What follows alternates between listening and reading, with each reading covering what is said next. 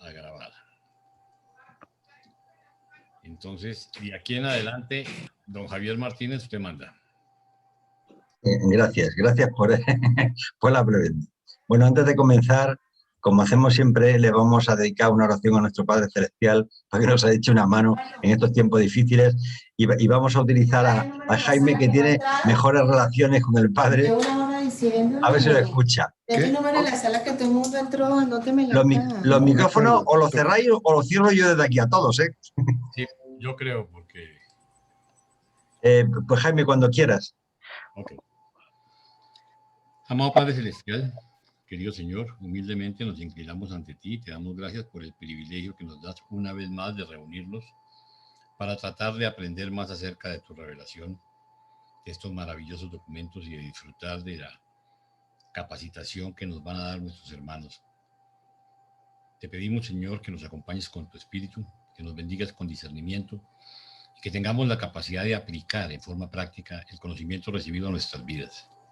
Ayúdanos a hacer tu voluntad y permítenos que seamos unos multiplicadores de estas enseñanzas. Protégenos en estos tiempos difíciles y ayuda para que todos los países que andan convulsionados por diferentes razones, por razones de la supuesta pandemia o de todos los problemas políticos que estamos viviendo como Colombia, podamos superarlos y podamos encontrar un norte claro que beneficie al mayor número de personas, porque sabemos que nunca tendremos la paz y armonía suficiente mientras estemos en este estado. Te lo pedimos y agradecemos humildemente en el nombre de tu Hijo, nuestro Señor y Salvador Jesucristo. Amén. Gracias, Jaime. Bueno, vamos a comenzar a ver el capítulo 166. Como bien sabéis, lo va a llevar el grupo 1, que lo integra Marta, Lauzud, Ángela y Jorge Roa, como bien sabéis. Y esta vez el grupo ha nombrado como la directora ejecutiva a Lauzud, por lo cual en este momento yo le paso la palabra a Lauzud, que es la que manda. Y como me han pedido que comparta el documento, bueno, pues voy a empezar a compartir el documento. Y Lauzud, la palabra es tuya. Buenas tardes a todos y les damos la bienvenida para esta noche, esta lección, y esperamos que el Espíritu de nuestro Padre Celestial nos acompañe y nos ayude a entender y a practicar lo que vamos a aprender esta noche.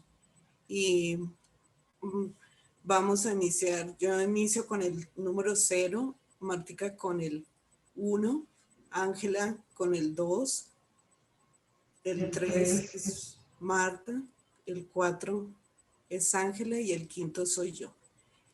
Esta noche le vamos a presentar este mapa. Este mapa nos lo ayudó a hacer nuestro amigo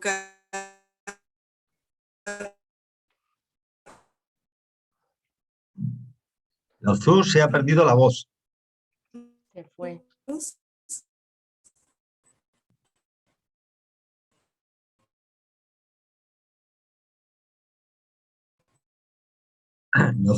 Y colocamos, se trata... Ok. Este mapa nos lo ayudó a hacer Carlos y le damos las gracias por habernos colaborado con este mapa. Ahí solamente tenemos un detalle, que la ciudad de Ragabad está con un punto como de incógnita, porque no exactamente no pudimos saber si era exacto ahí. Pero por lo demás está bien y le agradecemos a Carlos por la colaboración.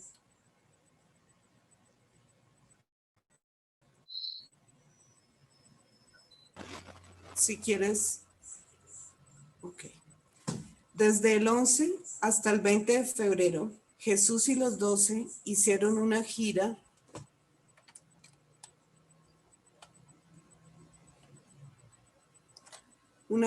de todas las ciudades y aldeas del norte de Perea, donde trabajaban los asociados de Abner y los miembros del cuerpo de mujeres.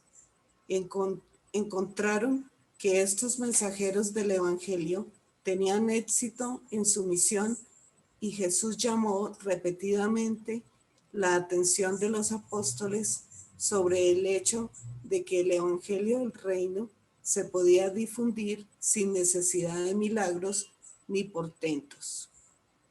Toda esta misión de 3 meses en Perea fue llevada a cabo con éxito, con poca ayuda de los 12 apóstoles, y el Evangelio desde ese momento en adelante reflejó más que la personalidad de Jesús, sus enseñanzas, pero sus seguidores no se acogieron por mucho tiempo a sus instrucciones, pues poco después de la muerte y la resurrección de Jesús, se alejaron de sus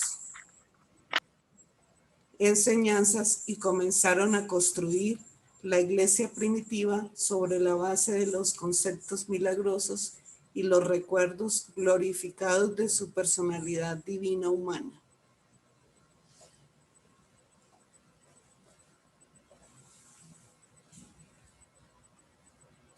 Si quieres, Martica, seguir.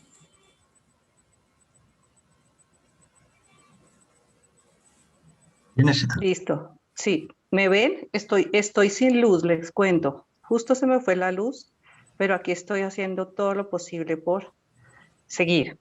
Buenas noches para todos. Gracias. ¿Me escuchan? Sí, Perfectamente. Martica. Numeral 1. Los fariseos en Ragaba. El día sábado 18 de febrero, Jesús se encontraba en Ragaba, donde vivía un rico fariseo llamado Natanael. Puesto que muchos fariseos seguían a Jesús y a los 12 por todo el país, este sábado por la mañana, Natanael preparó un desayuno para todos ellos, unos 20, e invitó a Jesús como huésped de honor. Cuando Jesús llegó al desayuno, la mayoría de los fariseos, con 2 o 3 abogados, ya se encontraban sentados a la mesa. El maestro inmediatamente tomó su asiento a la izquierda de Natanael, sin ir a la vasija de agua para lavarse las manos. Muchos de los fariseos, especialmente los que estaban a favor de las enseñanzas de Jesús, sabían que tan solo se lavaba las manos para fines de higiene, que detestaba estas acciones puramente ceremoniales. Por esto no se sorprendieron de que viniera directamente a la mesa sin lavarse las manos 2 veces. Pero Natanael se horrorizó de que el maestro no cumpliera con los estrictos requisitos de las prácticas fariseas. Tampoco se lavó Jesús las manos como lo hacían los fariseos después de cada plato, ni al final del desayuno. Entonces nosotros aquí quisimos representar como la reunión de los fariseos, el desayuno que tenía Jesús con ellos, y vemos que ellos seguían acogidos a las prácticas y a las tradiciones y eran muy escrupulosos con esto, y pues estaban criticando a Jesús en este momento por no haber seguido los ritos que ellos tenían. Aquí decimos que el lavado de manos no era cuestión de higiene, sino un ritual judío que según ellos servía para mover las impurezas morales adquiridas por contacto con los pecadores o cosas no santas. Como ustedes recuerdan, los fariseos pues no se juntaban con gente que no fuera igual a ellos porque pues decían que no era santa. Esto donde lo vemos referenciado, dice: cuando Aarón y sus hijos entran en el tabernáculo de reunión, se lavarán con agua para que no mueran, y cuando se acerquen al altar para ministrar y presentar la ofrenda quemada para el Señor. Eso lo encontramos en Éxodo, y como ustedes saben, pues el Éxodo y el Levítico trae todas las tradiciones descritas una a una de todo lo que los fariseos seguían fielmente en sus enseñanzas. Después de mucho susurro entre Natanael y un fariseo hostil sentado a su derecha, y después de mucho levantar de cejas y expresiones de desagrado de los que estaban sentados frente al maestro, Jesús finalmente dijo: Jorge. Aló. Perdón, la persona que Ahora le sí. ayudaron esta noche, como es el hermano Jorge, para leer toda la parte de Jesús. Creí que me habías invitado a esta casa para compartir con vosotros el pan y tal vez para preguntarme sobre la proclamación del nuevo evangelio del reino de Dios. Pero percibo que me habéis traído aquí para presenciar una exhibición de devoción ceremonial a vuestra propia mojigatería. Ese servicio ya me lo habéis hecho. ¿Con qué más me honraréis como huésped en esta ocasión? Cuando el maestro hubo así hablado, todos bajaron la vista y permanecieron callados. Como nadie hablaba, Jesús continuó. Muchos de vosotros, los fariseos, estáis aquí conmigo como amigos, como mis amigos, algunos como mis discípulos, pero la mayoría de los fariseos persisten en negarse a ver la luz y reconocer la verdad. Aún cuando la obra del evangelio se les presenta con gran poder, cuán cuidadosamente limpiáis lo de afuera de los vasos y de los platos, mientras que las vasijas del alimento espiritual están sucias e impuras. Os aseguráis de presentar una apariencia piadosa y santa ante el pueblo, pero vuestra alma interior está llena de mojigatería, codicia, extorsión y todo tipo de maldad espiritual. Aún vuestros líderes se atreven a confabular y planear el asesinato del Hijo del Hombre. ¿Acaso no comprendéis, hombres necios, que el Dios del cielo ve tanto los motivos íntimos del alma, así como vuestras pretensiones exteriores y vuestras manifestaciones de devoción? No creáis que dar limosnas y pagar diezmos os limpia de injusticias y os permite aparecer puros en la presencia del juez de todos los hombres. Ay de vosotros, fariseos, que habéis persistido en rechazar la luz de la vida. Sois meticulosos en pagar el diezmo y ostentosos en dar limosna. Pero a sabiendas rechazáis la visitación de Dios y negáis la revelación de su amor. Aunque esté bien para vosotros prestar atención a estos deberes menores, no deberíais haber dejado sin hacer estos requisitos más importantes. Hay de los que ignoran la justicia, desdeñan la misericordia y rechazan la verdad. Hay de todos los que desprecian la revelación del Padre, mientras buscan los asientos principales en la sinagoga y anhelan el saludo halagador del mercado. Cuando Jesús se levantó para partir, uno de los abogados sentados a la mesa, dirigiéndose a él, dijo: Pero maestro, en algunas de tus declaraciones también nos reprochas a nosotros. ¿Es que no hay nada bueno entre los escribas, los fariseos, los abogados? Jesús de pie replicó al abogado: Vosotros, como los fariseos, os deleitáis en los mejores lugares de los festines y en lucir largos hábitos, mientras ponéis cargas pesadas, difíciles de llevar, sobre los hombros de la gente. Cuando las almas de los hombres se tambalean bajo esas pesadas cargas, no levantáis ni siquiera un dedo. Hay de aquellos cuyo mayor regocijo es el de construir tumbas para los profetas que vuestros padres mataron. Y vuestro beneplácito para con lo que hicieron vuestros padres se manifiesta en el hecho de que ahora pensáis en matar a los que vienen en este día para hacer lo que hicieron los profetas en su día: proclamar la justicia de Dios y revelar la misericordia del Padre Celestial. Pero todas las generaciones pasadas, a esta generación perversa e hipócrita, se le cobrará la sangre de los profetas y de los apóstoles. Ay de vosotros, los abogados, que habéis quitado la llave del conocimiento a la gente común.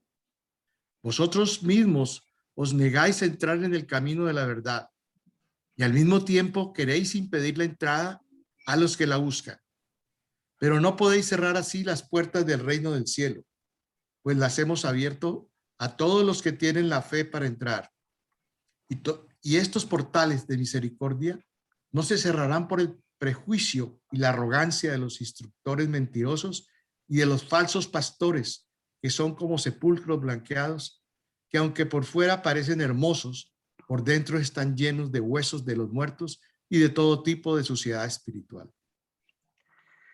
Bueno, como vemos aquí en todo lo que decía Jesús, pues lo que le reprochaba a todos los fariseos eran que ellos siempre estaban pendientes de lo de afuera que ellos se gloriaban de ocupar los primeros lugares en las sinagogas, pero que echaban pesadas cargas sobre los hombres que los seguían. Entonces Jesús aquí le decía que como ellos se portaban así y le exigían tanto al pueblo, que realmente les estaba enseñando todo lo que había que hacer para escuchar ese mensaje de misericordia que él tenía, y les decía que pues ese no era el camino del reino que él quería enseñar. Y nosotros aquí tratamos de resaltar las cualidades de los fariseos, aunque eso ya lo hemos visto en nuestros documentos, pero realmente cómo eran exactamente los fariseos, y registramos que eran muy instruidos e intelectuales de la ley de los profetas, creían y enseñaban que Moisés mismo les había entregado a Israel una ley oral y escrita. Entre otras, pues eran muy mojigatos, hipócritas, y despreciaban a los que no eran fariseos.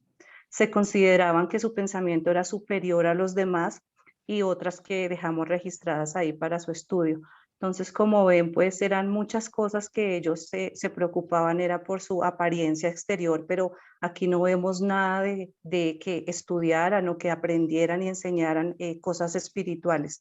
Aunque Jesús nos dice que en ese desayuno muchos entraron al reino del cielo, pero pues la gran mayoría eran fariseos dogmáticos que realmente no cambiaron su corazón y su manera de pensar.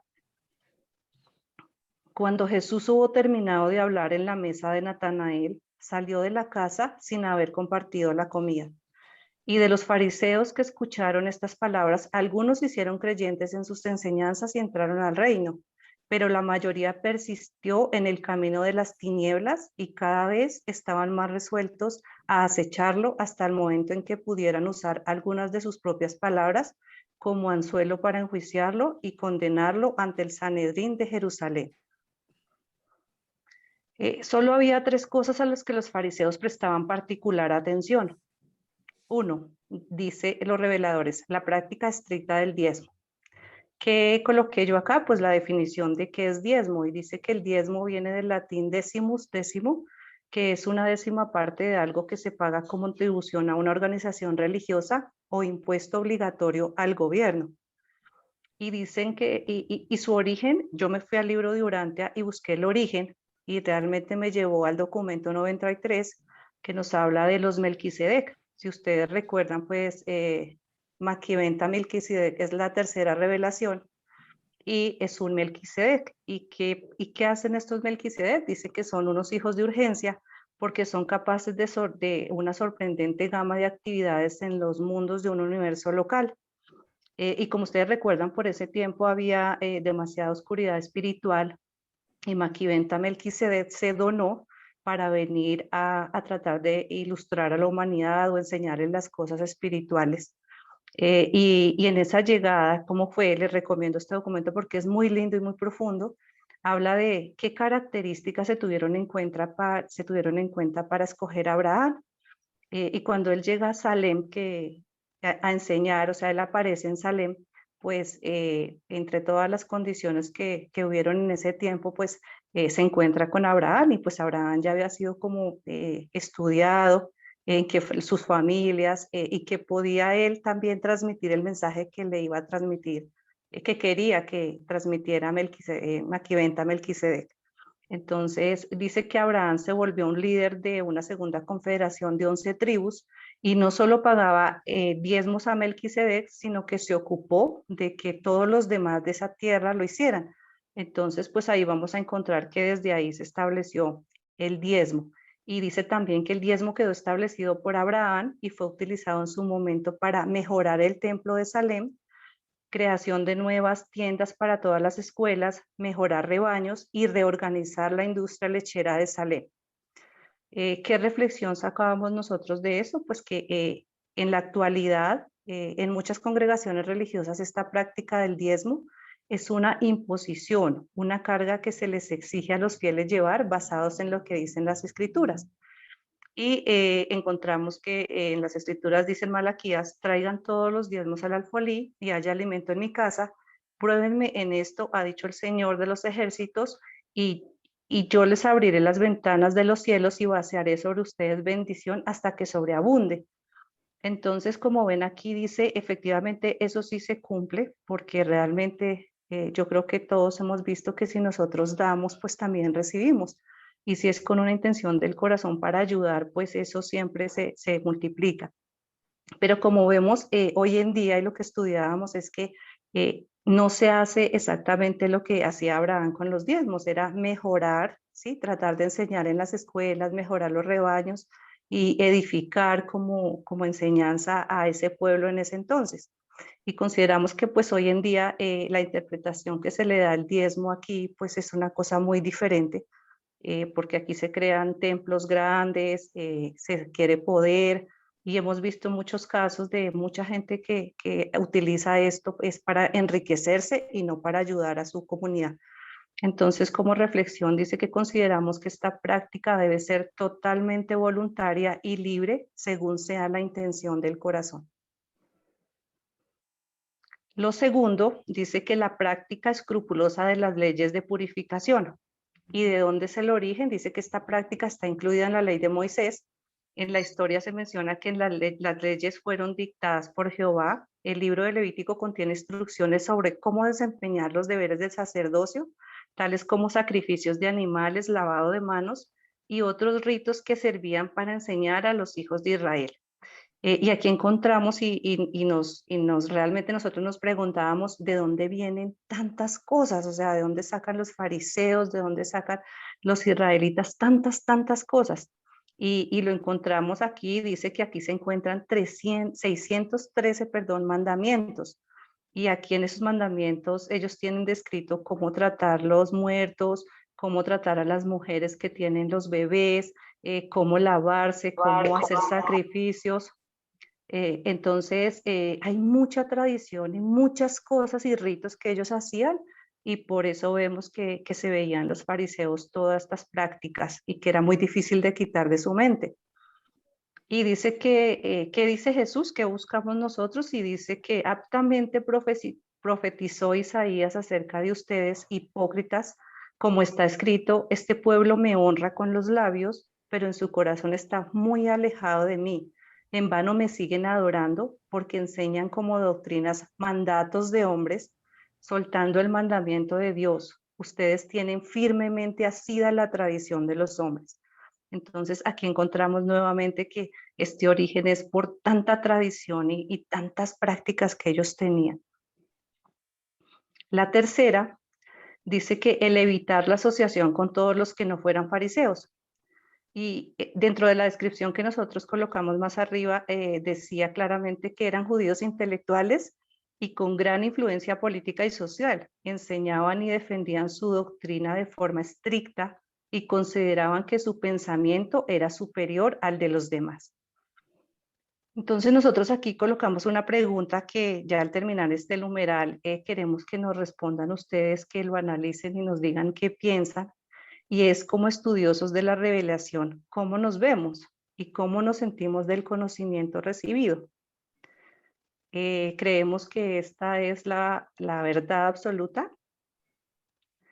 En este momento Jesús trataba de desenmascarar la aridez espiritual de las primeras dos prácticas, mientras que reservaba sus comentarios concebidos para reprochar a los fariseos su rechazo de todo tipo de relación social con los que no fueran fariseos para otra ocasión subsiguiente en la que nuevamente estuviera él cenando con muchos de estos mismos fariseos.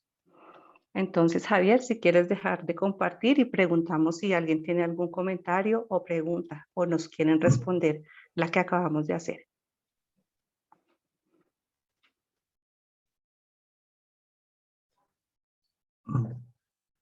Como el texto es muy largo, tal vez fuera mejor leerlo todo y al final, si hay algunas preguntas, porque lo más interesante viene al final, casi contestarlas, porque el texto es realmente largo.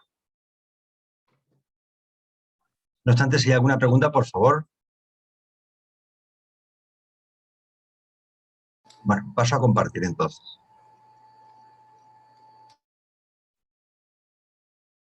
Bueno, buenas noches a mí. ¿Me están escuchando? ¿Sí? Sí, perfectamente. Ok, bueno. Gracias. A mí me tocó esta parte de los 10 leprosos, un documento muy lindo que me trajo mucha enseñanza y mucho crecimiento. Bueno, aquí coloqué una imagen de los leprosos en esa época y aquí abajo una pequeña descripción de lo que significaba ser leproso, de lo que era leproso en esa época. Entonces, lo que yo investigué dice, los leprosos en la época de Jesús, la lepra era una enfermedad social. Cuando una persona se le decretaba que tenía lepra, era expulsado y marginado por completo de la sociedad. Ellos no tenían ningún derecho a las necesidades básicas como comida, ni medicinas, ni un techo, ni libertad. Se les prohibía entrar en todas las ciudades y los obligaban a vivir confinados en un campamento. Perdían por completo sus familias, sus propiedades y el respeto. Vivían en vergüenza, no tenían de verdad ninguna esperanza. Vivían en la más grande tristeza, dolor y soledad. Espiritualmente se sentían que no eran dignos de Dios debido a su creencia en el Antiguo Testamento, como ya lo hemos dicho varias veces, que creían que todos los males y las enfermedades, las aflicciones eran castigos enviados por Dios. Entonces continuamos aquí leyendo el documento.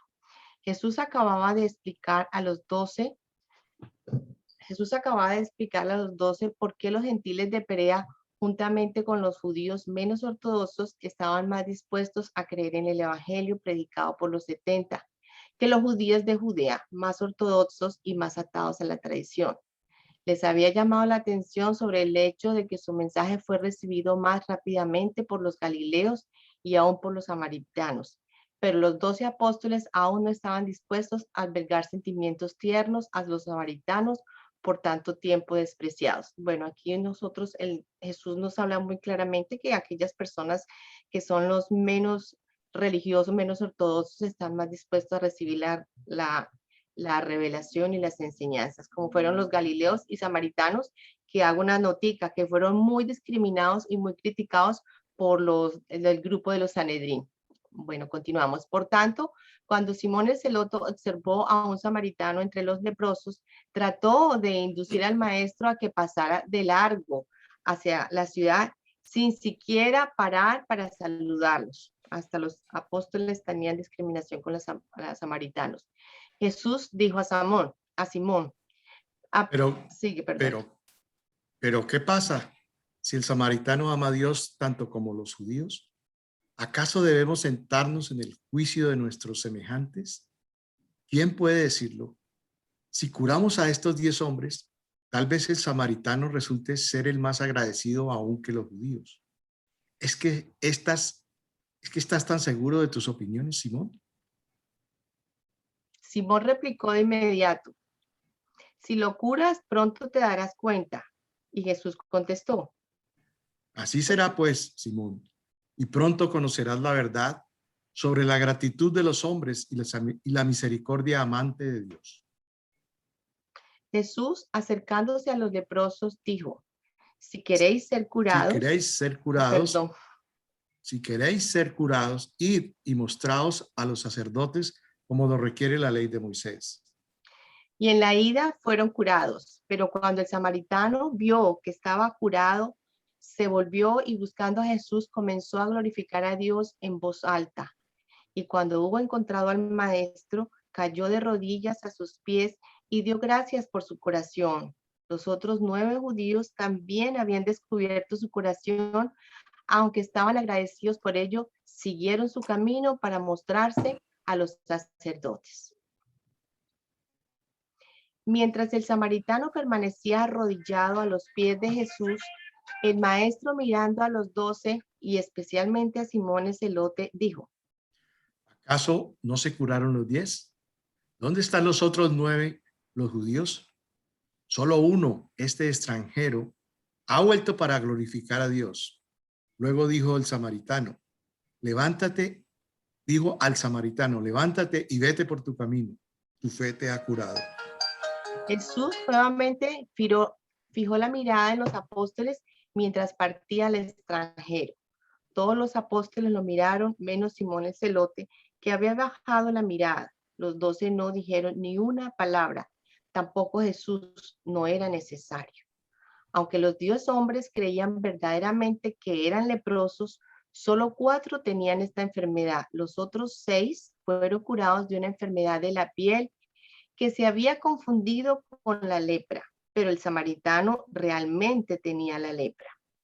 Jesús ordenó a los 12 que nada dijeran de la curación de los leprosos y cuando entraban a Mateus, observó. Veis pues cómo los hijos de la casa, aunque desobedezcan la voluntad de su padre, igual piensan que le corresponden sus bendiciones. Piensan que es de poca importancia dejar de agradecer al Padre cuando Él les otorga una curación. Pero los extranjeros, cuando reciben dones del amo de la casa, se desbordan en asombro y se sienten obligados a dar las gracias por las buenas cosas recibidas. Tampoco dijeron nada los apóstoles en respuesta a las palabras del maestro. Bueno, nosotros aquí hicimos un cuadrito de las reflexiones que tiene este documento de los leprosos y es esto. Entonces, la primera reflexión que estamos haciendo nosotros, ¿por qué Jesús decide enviar a los leprosos que vayan a donde los sacerdotes? Dice, los leprosos, decimos, los leprosos estaban en las afueras de la ciudad, a la llegada de Jesús, y le piden curación, pero Jesús se les va acercando. Se les va acercando, ¿por qué? Porque los leprosos en esa época no podían acercarse a las personas. Entonces Jesús se va hacia ellos y les dice, id a mostraros a los sacerdotes como requiere la ley de Moisés. La razón primero que vemos esto, que estuvimos analizando realmente, es que Jesús sabía que los sacerdotes, según la ley, y según lo que averiguamos, eran los que tenían el poder de decretar que alguien era leproso. También ellos eran los que decretaban y decían, estás curado. Igualmente tenían el poder para permitirles el que pudieran reintegrarse a la sociedad. De manera que cuando estos leprosos estuvieran ya y se presentaran ante ellos, pues ellos iban a decretarles que estaban limpios, que estaban sanos. Entonces pensamos que esto realmente, esta acción, esta decisión que toma Jesús de que ellos se presenten allá, reta las creencias equivocadas, ¿sí? Y los sacerdotes tendrían que aceptar que estos leprosos estaban sanos. Así Jesús intenta acabar, pensamos nosotros, con la creencia, y él viene haciendo esto hace mucho tiempo, acabando con las creencias de que Dios es quien aflige a sus hijos con castigos, con toda clase de males y enfermedades, haciéndolos indignos y indignos de considerarse hijos de Dios. Vemos que es una de las razones principales por qué Jesús hace esto. Según las escrituras del Antiguo Testamento, a ver si puedes subir un poquito. Vemos aquí que esta creencia está muy basada son muchos los versículos, yo estuve averiguando, pero solamente menciono uno que me parece muy importante. Si lo puedes bajar un poquito, Javier, por favor, subirlo para poder leer abajo eso. Entonces, en Deuteronomio, un poquito más para abajo, que no alcanzo a verlo, un poquito más para arriba, no alcanzo, o bajar, es que tal vez está como muy, bueno. Vamos a ver, ¿dónde está? Te herirá ahí está un poquito más abajo de la letra roja donde dice primera razón. Yo creo que hay como que bajarle un poquito al zoom. No, un poquito arriba de la imagen. No alcanzo a leerla. Ahí, exacto. Gracias, Javier. Deuteronomio 28-22 dice, te herirá el Señor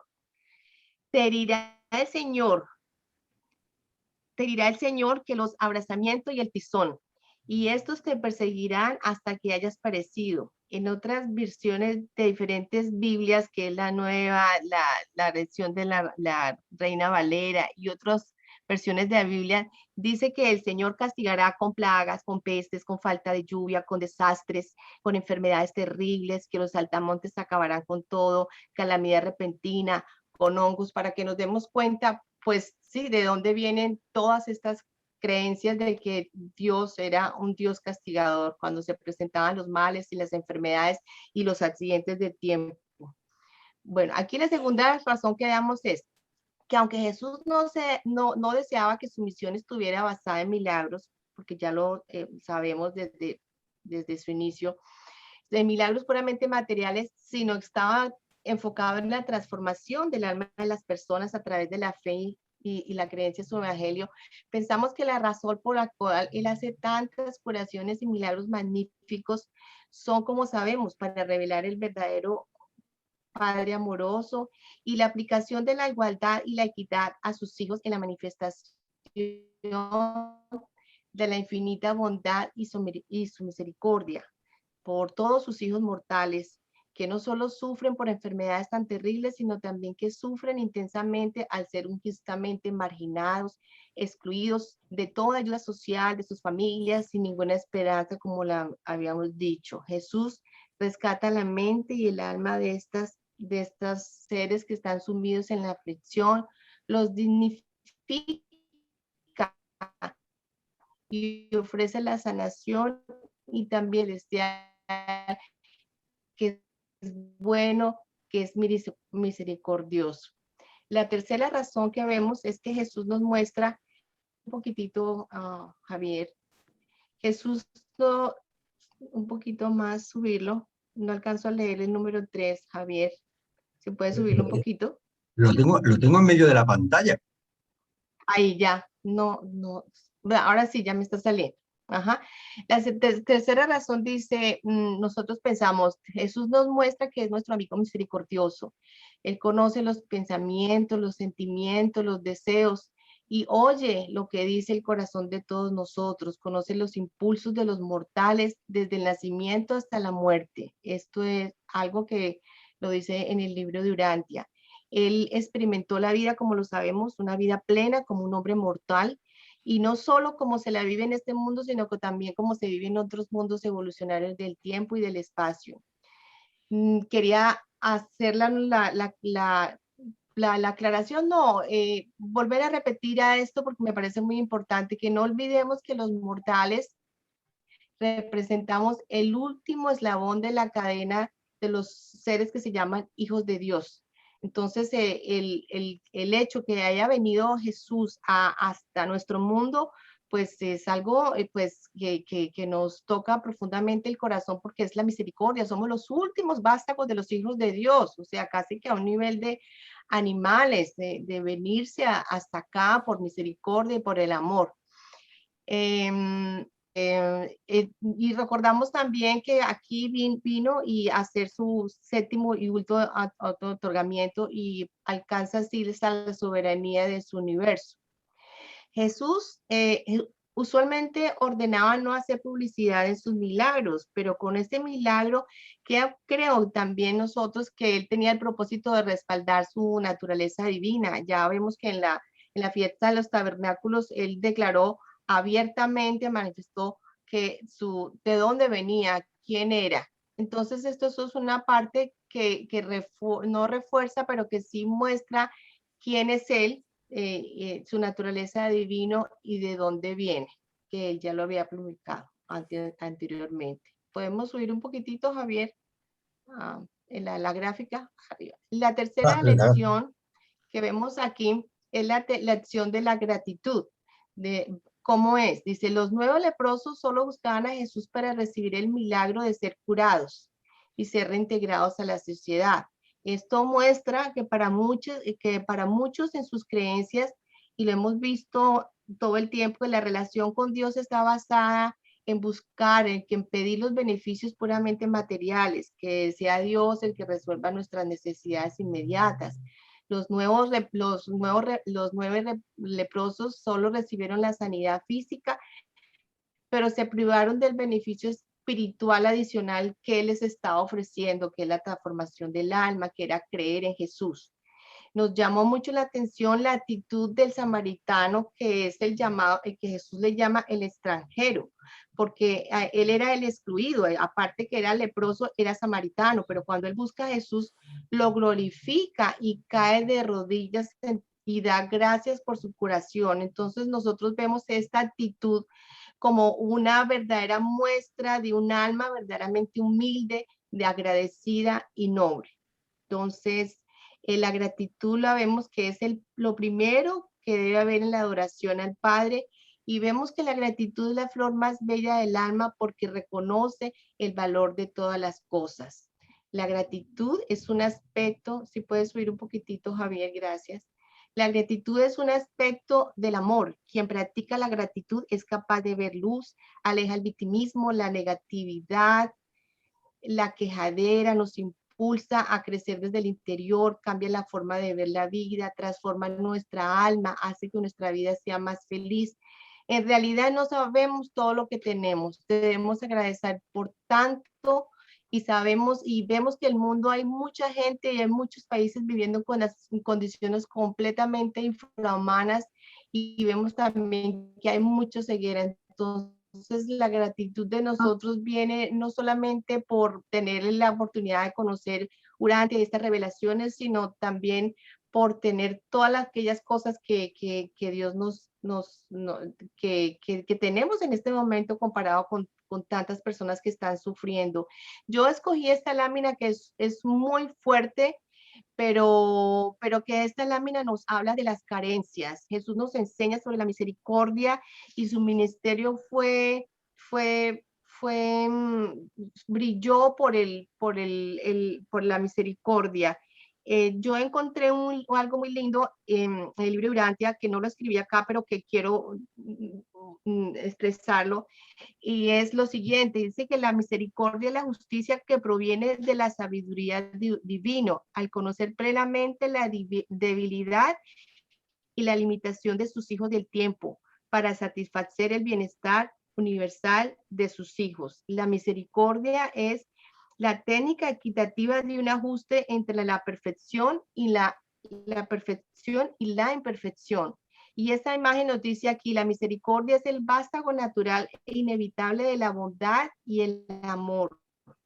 La naturaleza bondadosa de un padre amante no podría de ningún modo rehusar el prudente ministerio de la misericordia a cada miembro de cada grupo de sus hijos universales.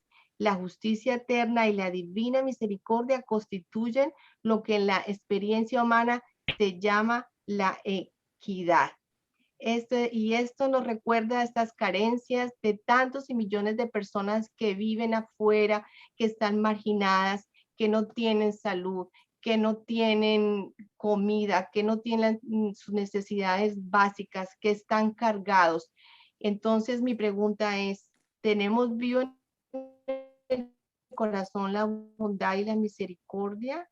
¿Cultivamos actos de bondad y de misericordia en nuestra vida diaria que traigan el bienestar y la equidad a los demás débiles, a los afligidos, a los enfermos, a los perseguidos, a los que llevan cargas pesadas? Enseñamos a nuestros hijos con nuestro ejemplo la misericordia, los animamos a cultivarla. Es algo muy importante, la misericordia, y lo más importante que yo pienso en esto es que el servicio que nosotros hacemos, a Dios, la misericordia es parte de ese servicio. Entonces estamos practicando la misericordia en lo que en la misión que nosotros tenemos de servir y llevar la luz de la verdad. La misericordia sí está siendo parte de nuestro servicio. Entonces aquí coloqué yo unas imágenes de todas las oportunidades que nosotros podemos tener a diario para poder practicar la misericordia, ¿no? Con las personas mayores, con las enfermas. Entonces coloqué aquí pues varias imágenes que nos muestran hechos pequeños de misericordia. Dios mira, no es lo mucho que podamos hacer, así hacía poco, pero lo importante es que Dios ve el corazón de nosotros y las intenciones que hay en él para tratar de ayudar y de hacer la vida más fácil a aquellas personas que sufren. Dios se preocupa, nuestro Padre, porque haya equidad entre sus hijos, por darles una vida digna, por ayudarlos y que todos tengamos las mismas oportunidades. Así que, bueno, aquí termina esta parte. Si hay algún comentario, si hay alguna pregunta.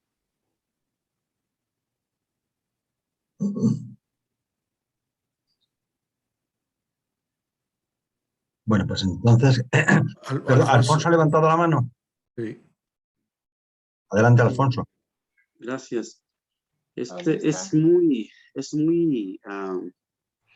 me toca mucho el corazón este aspecto de la misericordia, y más ahora que estamos viviendo en un mundo donde hay muchísimas desventajas, tanto para uno que posiblemente tengamos cierta ventaja con esto que ha pasado de la pandemia, con las quiebras de las empresas, la economía parada. Esto ha generado muchísimas personas que no tienen las cosas básicas, y está bien que se haya hecho ya mención de esto, ¿no? Sin embargo, hay veces que olvidamos a nuestros propios parientes, a nuestras propias, por ejemplo, a nuestros papás. A veces no nos preguntamos qué actos de misericordia podemos hacer para con nuestro padre o nuestra madre, si es que todavía los tenemos, ¿no? O para con nuestros primos, las personas más cercanas. Hay veces que a lo mejor hacemos obras de misericordia para gente que desconocemos, que es muy encomiable. Pero ¿qué hay de lo que puedan pensar nuestros parientes más cercanos que necesitan, que están en desventajas y que nosotros no les ofrecemos nada? Entonces, como que hay que llevar a medida de lo posible un aspecto equilibrado en esto. Si no, también seríamos como los fariseos, que todo lo dan a un servicio, pero todo es corbán, o sea, todo es una dádiva a Dios, pero para los padres no. Entonces, eso es algo que Jesús criticaba de los fariseos. Eso nada más era lo que quería comentar. Gracias. Gracias, Ok, Alfonso. gracias, Alfonso. Bueno, yo creo que podemos seguir con el documento y al final podemos recibir varias preguntas.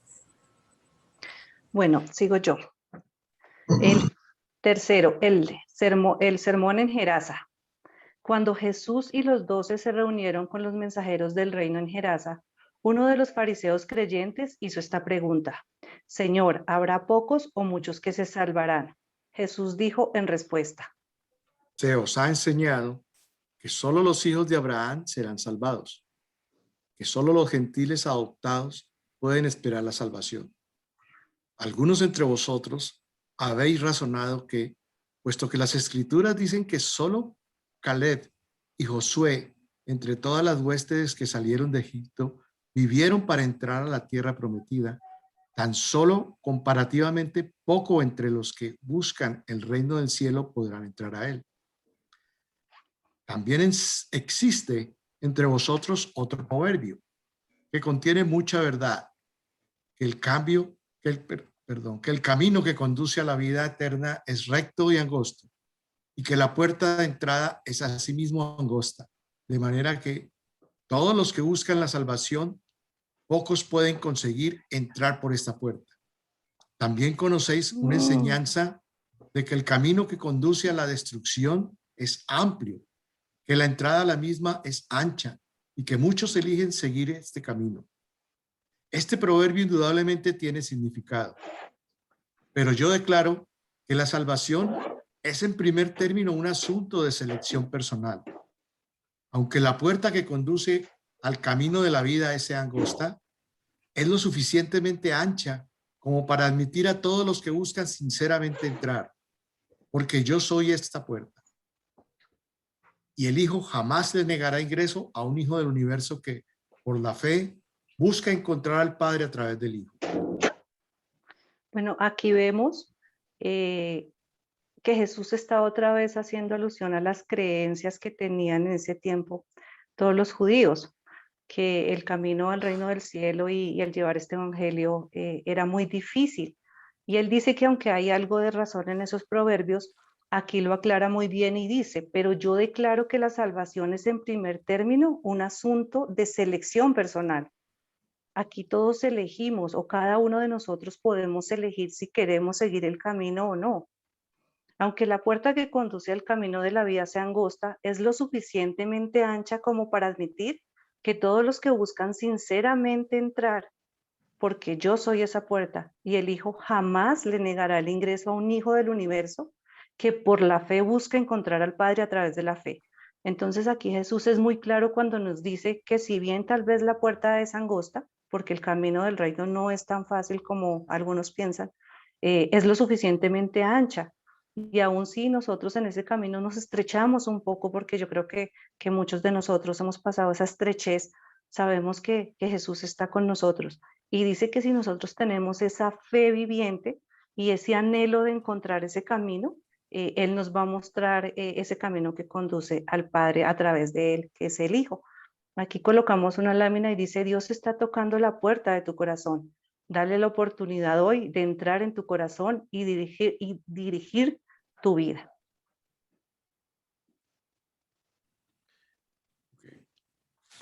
Pero aquí el peligro para todos los que quieren posponer su entrada al reino mientras siguen buscando los placeres de la inmadurez y permitiéndose las satisfacciones del egoísmo. Habiéndose negado a entrar al reino como experiencia espiritual, puede que más tarde ellos busquen entrar allí, cuando la gloria del mejor camino se revele en las edades venideras. Por lo tanto, para los que despreciaron el reino, cuando yo vine en semejanza de la humanidad, buscan la entrada cuando se la revela en semejanza de la divinidad, y yo les diré a todos esos seres egoístas: no sé de dónde venís. Tuvisteis vuestra oportunidad para prepararos para esta ciudadanía celestial, pero rechazasteis estas ofertas de misericordia. Rechazasteis toda la invitación a entrar mientras la puerta estaba abierta. Ahora pues, para vosotros que habéis rechazado la salvación, la puerta está cerrada. Esta puerta no está abierta para los que quieran entrar al reino por gloria egoísta. No es la salvación para los que no están dispuestos a pagar el precio de la dedicación total a hacer la voluntad de mi Padre. Cuando en espíritu y alma habéis vuelto la espalda al reino del Padre, es inútil pararse en mente y cuerpo. Es inútil pararse en mente y cuerpo ante esta puerta y golpear diciendo: Señor, ábrenos. Nosotros también queremos ser grandes en el reino. Entonces yo declararé que vosotros no sois de mi redil. No os recibiré para que estéis entre los que lucharon la buena lucha de la fe y ganaron la recompensa del servicio altruista en el reino sobre la tierra. Cuando vosotros digáis: ¿acaso no comimos y bebimos contigo? ¿Acaso no enseñaste en nuestras calles? Entonces yo nuevamente os declararé que vosotros sois extranjeros espirituales, que no servimos juntos en el ministerio de la misericordia del Padre en la tierra, que yo no os conozco. Y entonces el juez de toda la tierra os dirá: idos de nosotros, todos vosotros que os habéis deleitado en las obras de la iniquidad. Bueno, aquí como ustedes ven es una palabra muy fuerte que está diciendo Jesús y declarando. Y esto nosotros lo compartíamos en el grupo y decíamos: bueno, aquí sí está haciendo una diferencia de personas y de hechos. Entonces, si por un lado Jesús nos está hablando de misericordia y por otro lado nos está diciendo que ese día va a pasar esto, que Él declarará que no nos conoce o que no los conoce, nosotros pudimos resaltar aquí que sí hay una diferencia.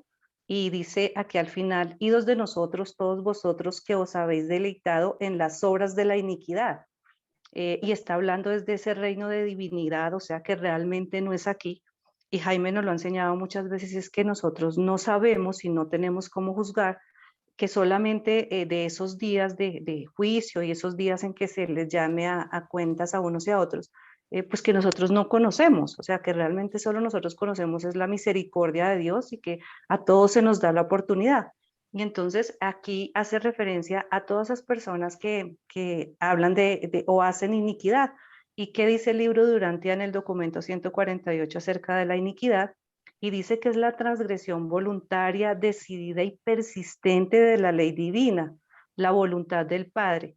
La iniquidad es la medida del rechazo constante del plan amante del Padre para la supervivencia de la personalidad y del ministerio misericordioso de los hijos para la salvación. O sea que realmente esto se ve es cuando nosotros, como dice Jaime, pasemos al otro lado y que realmente ya cuando no hay nada que hacer es que tal vez se apliquen lo que decía Jesús, esas normas. Pero pues realmente dice que si tú tienes un ministerio de misericordia, que estás decidido a hacer la voluntad del Padre, yo pienso que vamos clasificando. Entonces sí queríamos hacer como esa referencia entre lo que teníamos de una cosa y la otra. en los que están persistentemente en el reino del cielo, en buscar el reino del evangelio del cielo, y otros que los que no van a entrar, los que hace mención Jesús aquí en este texto. Gracias, Jorge. Continúa. Ok. Pero no temáis, todo el que desee sinceramente encontrar la vida eterna entrando al reino de Dios, con toda seguridad hallará esa salvación eterna. Pero vosotros que rechazáis esta salvación, veréis algún día a los profetas de la semilla de Abraham sentados con los creyentes de las naciones gentiles en este reino glorificado, compartiendo el pan de la vida y refrescándose con el agua viva. Y los que así tomarán el reino en poder espiritual y por los asaltos persistentes de la fe viviente. Vendrán del norte y del sur y del este y del oeste. He aquí que muchos de los que son los primeros serán los últimos, y aquellos que son los últimos muchas veces serán los primeros. Como reflexiones, nosotros tomamos algunos párrafos del libro de Urantia y los quisimos traducir en hechos a lo que puede ser nuestra vida diaria. Entonces, yo no alcanzo, Javier, no alcanzo a ver muy bien. Si tú me ayudas con la lectura porque no alcanzo a ver bien, Javier. Bueno, vamos a intentar. Lo que dice el libro de Urantia, ¿te refieres a eso? Sí, señor. Dice, la verdad que se ve muy mal. Dice, el Hijo autootorgador vive y muere para la elevación espiritual de las razas mortales de un mundo. Establece el camino nuevo y viviente. Su vida es una encarnación de la verdad paradisiaca en la carne mortal. Esa misma verdad, aunque el espíritu de la verdad, por cuyo conocimiento los hombres serán libres. Me aparece en el documento 52. En el punto 2 dice la salvación de las cadenas materiales, creo que pone cadenas materiales, en la comprensión personal de la filiación de Dios, que es espíritu. El tercero dice la salvación de la esclavitud intelectual. El hombre conocerá la verdad y la verdad lo hará libre. El punto cuarto dice la salvación de la ceguera espiritual y la comprensión humana de la fraternidad de los seres mortales y el conocimiento morontial de la hermandad de todas las criaturas universales. El descubrimiento por medio del servicio de la realidad espiritual y la revelación, a través del ministerio de la bondad, de los valores espirituales. El 5, soy incapaz de leerlo, perdonadme. Y voy a pasar a lo que debe hacer el hombre. El primero es fe viviente, nacer del espíritu, corazón honesto, tener conciencia que somos hijos de Dios, servicio a nuestros semejantes, misericordia, valentía, volvernos como niños, renovar nuestra manera de pensar, humildad, esfuerzo, persistencia, aceptar la invitación de Jesús, distinguir los tiempos, hacer grandes cambios en nuestra vida y manera de pensar. Y el 16 no lo puedo leer, está en rojo y no lo puedo ver. Listo, yo voy a tratar de leerlo. Dice, aunque mi Padre es un Dios de amor que se regocija en la práctica de la misericordia, no creáis que será cosa fácil y monótona servir al reino. La ascensión al paraíso es una aventura suprema de todos los tiempos, el duro logro de la eternidad. El servicio del reino sobre la tierra requerirá toda la virilidad toda la virilidad valerosa, que podáis reunir vosotros y vuestros asociados. Entonces, aquí está muy claro lo que dice el libro Durante acerca de la ascensión al Padre. Y yo coloqué aquí como las características más importantes, resumidas y terrenales que se nos exige para ir por ese camino. Y lógicamente pues que no es nada fácil, el mismo libro Durante lo dice acá en este documento, que se necesita virilidad, se necesita valentía, se necesita esfuerzo, pero pues como yo ya los dije, Jesús está con nosotros, se nos ha dado muchas herramientas para continuar por este camino, y como el libro mismo lo dice, pues nunca estamos solos. ¿Era esta realmente una versión nueva y extraña del viejo proverbio familiar sobre el camino recto y angosto?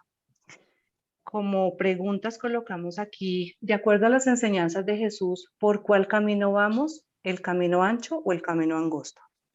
¿Sabemos que seguir a nuestro maestro requiere esfuerzo y valentía?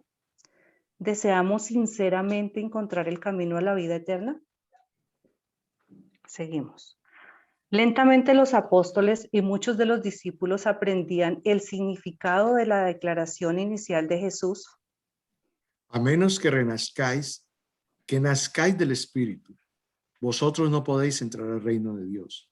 Sin embargo, para todos los que de corazón honesto y fe sincera es eternamente verdad que he aquí que yo estoy ante la puerta del corazón de los hombres y golpeo. Y si un hombre me abre, yo entraré y compartiré con él la cena y lo alimentaré con el pan de vida. Seremos uno solo, en espíritu y propósito. Y así, por siempre seremos hermanos en el largo y fructífero servicio de la búsqueda del Padre del paraíso. Pues así pues, muchos o pocos serán salvados. Completamente depende de si serán muchos o pocos los que acepten la invitación. Yo soy la puerta, yo soy el nuevo camino viviente, y aquel que así lo quiera podrá entrar para embarcarse en la búsqueda sin fin de la verdad de la vida eterna. Entonces aquí Jesús nos dice muy específicamente que así pues, si muchos o pocos serán salvados completamente, depende si serán muchos o pocos que acepten la invitación. Yo soy la puerta, yo soy el nuevo camino viviente, y aquel que así lo quiera podrá entrar para embarcarse en la búsqueda sin fin de la verdad de la vida eterna. Entonces vemos las características que se sigue repitiendo, y es que es una decisión personal, y dice que Él es el nuevo camino, que Él estaba ahí para mostrarnos realmente cuál es el camino al Padre. Aún los apóstoles eran incapaces de comprender plenamente su enseñanza sobre la necesidad de utilizar la fuerza espiritual para el propósito de romper toda resistencia material y para sobreponerse a todo obstáculo terrenal que pudiera dificultar el alcance de los valores espirituales fundamentales de la nueva vida en el espíritu como los hijos liberados de Dios. Aquí nosotros colocamos como unas reflexiones que dice el libro acerca de lo que Jesús enseñó, y él mencionaba dos elementos esenciales para entrar en el reino, y decía que era la fe sincera y el hambre de la verdad. Y decía, la fe, la sinceridad, venir como un niñito para recibir el don de la filiación como un regalo, someterse a hacer la voluntad, someterse a hacer sin preguntas la voluntad del Padre y con una genuina y plena confianza en la sabiduría del Padre, entrar al reino libre de perjuicios y preceptos, tener una mente abierta y dispuesta a aprender como un niño pequeño. Aquí, como se dan cuenta, nos dice que debemos tener una mente abierta, y volvemos a resaltar que las tradiciones y que todos los dogmas y que todos los aprendizajes que traemos ya preconcebidos o que nos han enseñado, pues que realmente debemos es renovarlos por estas nuevas verdades. Y yo pienso que me quedo muy tranquila porque yo pienso que ya muchas de las cosas que traíamos como tradición se nos han ido despejando y ha entrado en nosotros como esta nueva enseñanza para poder seguir el camino al Padre. Segundo, el hambre de la verdad, la sed de rectitud, un cambio de actitud mental, la adquisición de la motivación para ser como Dios y para encontrar a Dios. Eso lo encontramos en el documento 170. Y hasta aquí mi numeral. Si alguien tiene alguna pregunta, alguna aportación.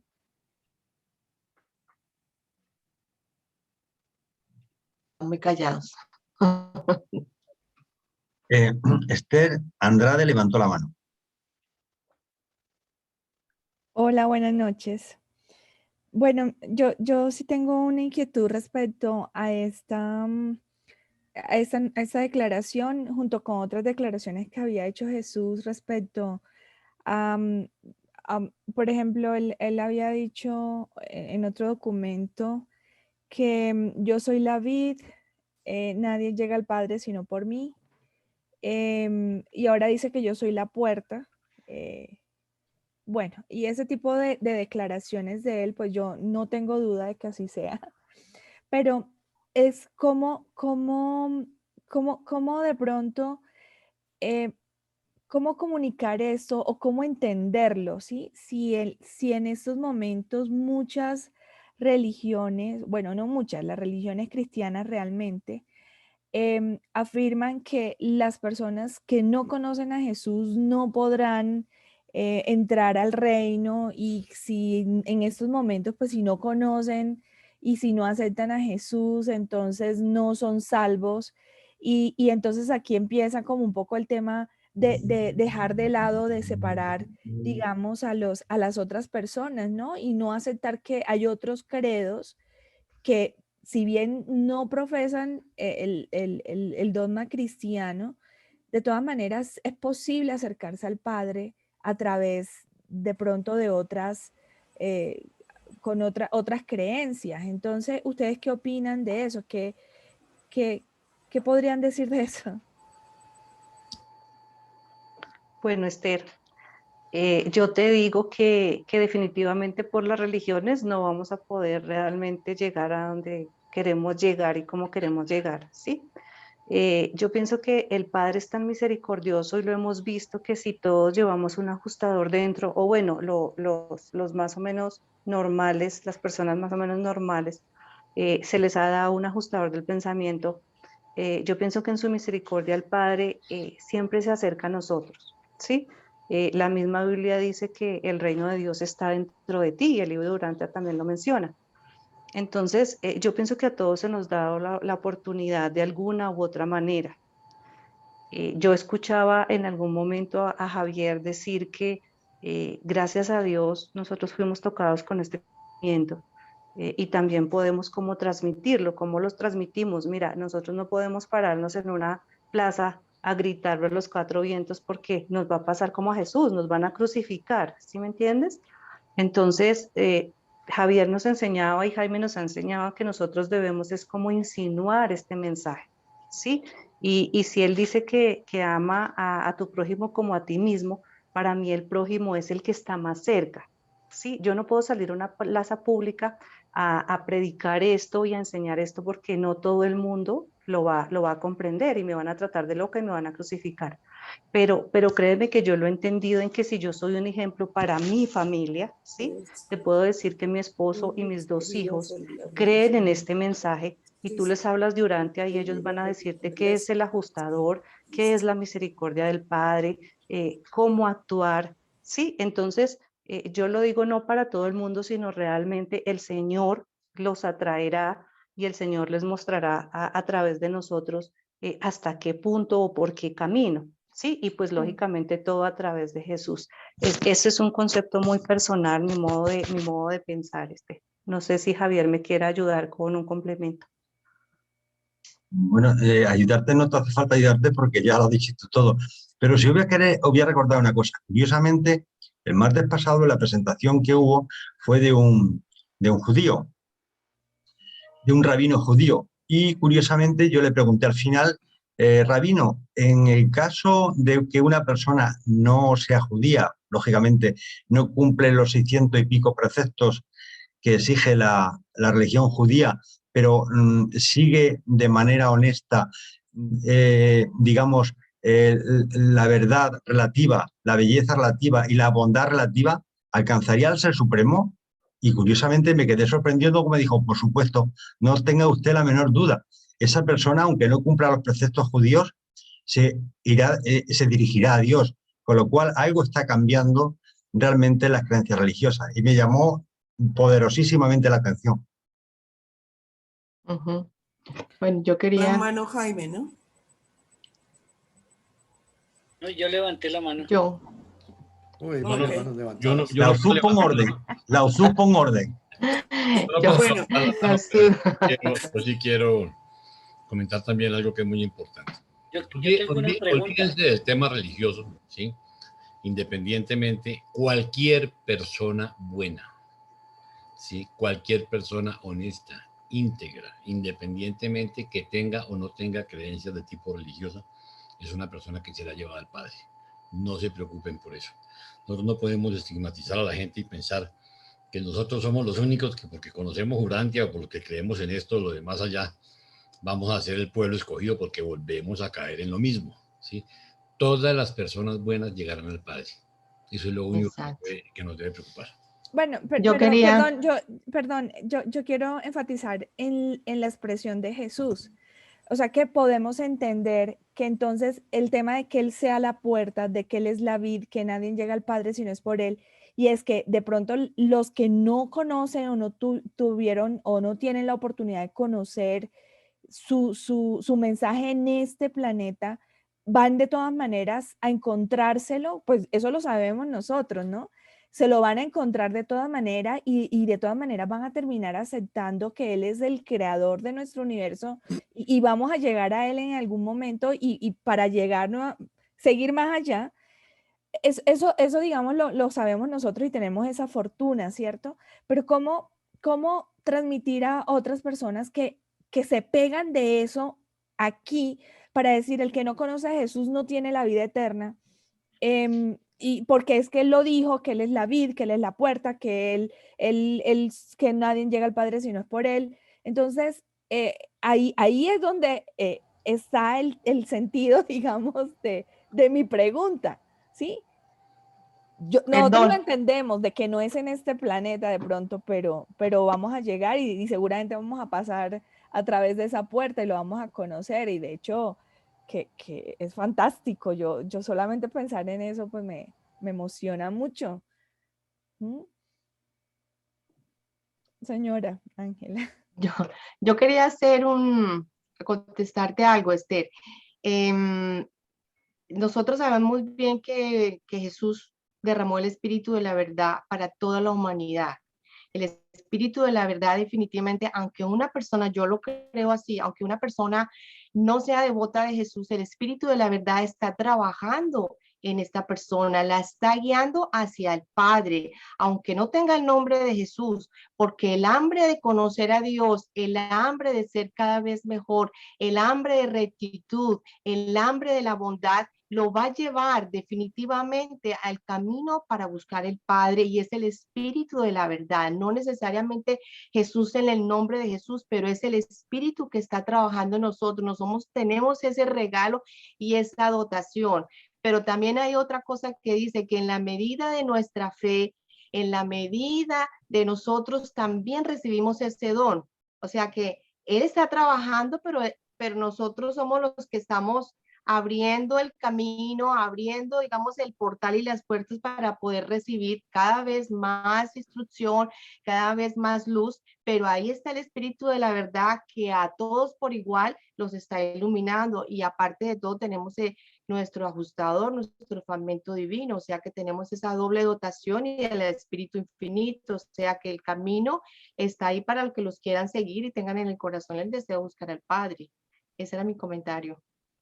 Bueno, podemos seguir con Osvaldo, luego con Orlando y el otro, Alfonso, pero vamos a pedirles el favor que sean un poquito breves. Breves. Sí. A ver, la pregunta mía de pronto ya la resolvió Jaime y en otras ocasiones también ha hecho mención a eso, pero no deja de tener inquietudes, digamos, cualquier persona que mire ese cuadrito que tan asertivamente nos trajo Angelita y Jorge en su lectura, y entonces en ese listado de cosas, pues nosotros conocemos como lectores del libro de Urantia, conocemos el derrotero y sabemos qué es la iniquidad y cómo debemos comportarnos, pero de acuerdo a ese listado, cualquier persona que lo mire, pues es un montón de requisitos para poder acceder a lo que nosotros sabemos que de pronto no es tan difícil. Entonces, yo pregunto, ¿qué pasa con una persona que no haya, que incluso conociendo la revelación, muera en este momento y de pronto no haya tenido oportunidad de realizar todo ese listado que nos plantea Angelita? Entonces, ¿esa persona tiene la oportunidad o no? Esa sería la pregunta que haría un profano cualquiera. Gracias. Si alguien me puede aclarar eso. Bueno, pues yo voy a tomar un poquito la palabra porque yo creo que es que Dios nos da la oportunidad a todos. Yo lo que entiendo es que las únicas personas que se les cierra, digamos, la oportunidad es aquellas personas que se niegan por completo a recibir, a aceptar el camino del Padre. Solamente, de resto, todo el mundo tiene la oportunidad de seguir ascendiendo, de seguir creciendo y de encontrar a Dios. Solamente aquellos que por conciencia de verdad desean, no les interesa, o sea, conocer a Dios. De resto, todo el mundo tiene por igual la oportunidad. Pienso yo, si Jaime nos puede de pronto aportar un poco más, y Javier, pero creo, yo lo entiendo así. Ok, Orlando. Ok, básicamente la pregunta original es, bueno, ¿y qué pasa si de gente de otra religión o de otra creencia, cómo hace para llegar allá? Está bien fácil. Nosotros no vamos a lograr la eternidad o llegar a la isla del paraíso por estar en tal o cual religión. Claro. Incluso sin estar en ninguna podemos hacerlo. ¿Qué es lo que nos va a permitir llegar ahí? ¿Qué es lo que nos hace partícipes?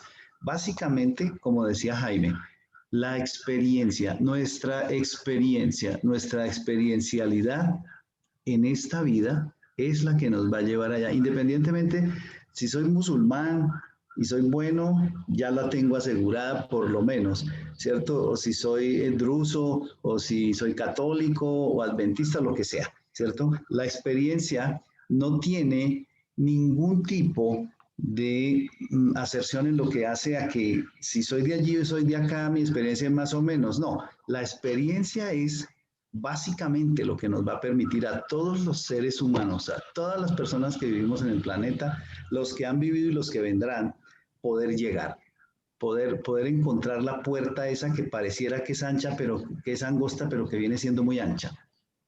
Eso es lo único, la experiencia. Somos seres experienciales y solamente eso es lo que nos va a permitir, uno, la comunicación con el ajustador, dos, poder experimentar la manera en cómo nosotros nos comportamos y la manera en cómo nosotros adoptamos para nuestra vida el evangelio o las enseñanzas de Miguel de Nevadón, de nuestro hermano Jesucristo.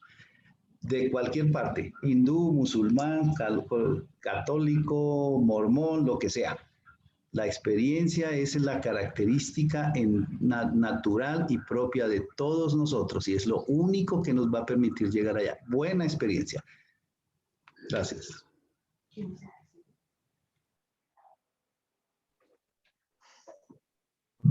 Alfonso, ¿tiene? Sí, gracias. Retomando lo que Esthercita decía de que, y de esas personas que pues no se enteraron de que Jesús era la puerta y que si nadie entraba por esa puerta, nadie, bueno, es muy comprensible esa preocupación y es noble, porque te preocupas por el prójimo y por el bienestar de los demás.